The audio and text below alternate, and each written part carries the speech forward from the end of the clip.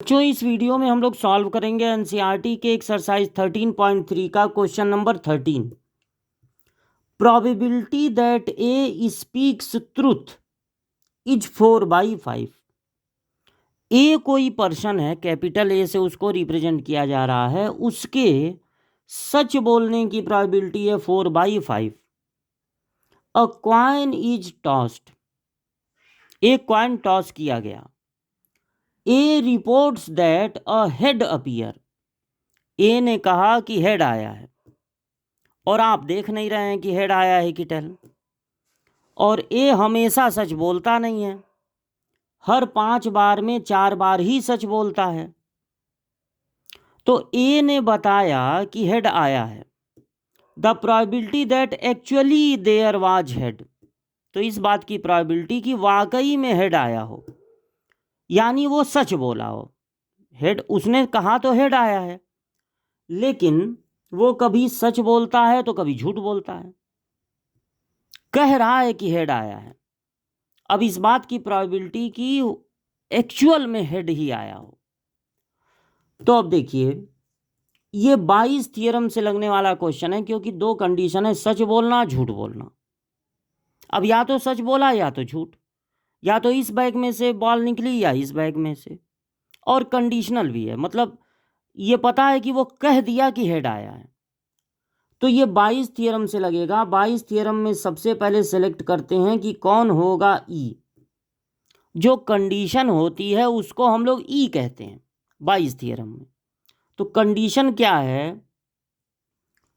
वो आदमी बोला कि हेड आया है, आदमी का ये कहना कि हेड आया है।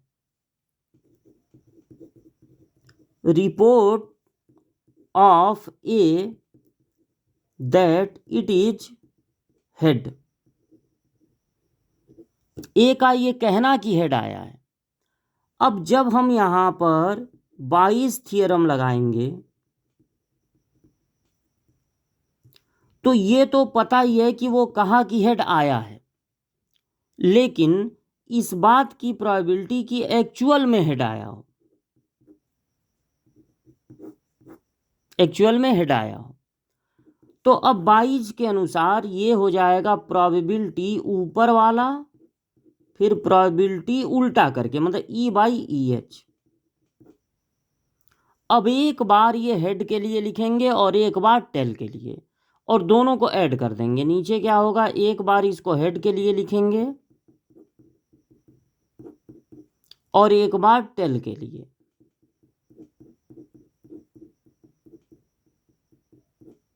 अब दोनों को ऐड कर देंगे। अब देखिए, इसका मतलब समझिए, प्रोबेबिलिटी हेड आने की, तो हेड आने की प्रोबेबिलिटी होती है 1/2। और हेड आया हो और वो कहे कि हेड आया है, मतलब सच बोले, यानी 4/5। तो हेड आया हो इस बात की प्रोबेबिलिटी 1/2। हेड आया हो और वो कहे कि हेड आया है, यानी सच बोले, तो हो जाएगा 4/5 प्लस टेल आने की प्रोबेबिलिटी 1/2। कॉइन टॉस करेंगे तो टेल आने की प्रोबेबिलिटी 1/2। टेल आया है हो और वो रिपोर्ट करे कि हेड आया है, इसका क्या मतलब होगा कि आया हो टेल और वो रिपोर्ट करे कि हेड आया है, यानी झूठ बोले। तो अगर सच बोलने की प्रोबेबिलिटी है 4/5, तो झूठ बोलने की प्रोबेबिलिटी होगी 1/5।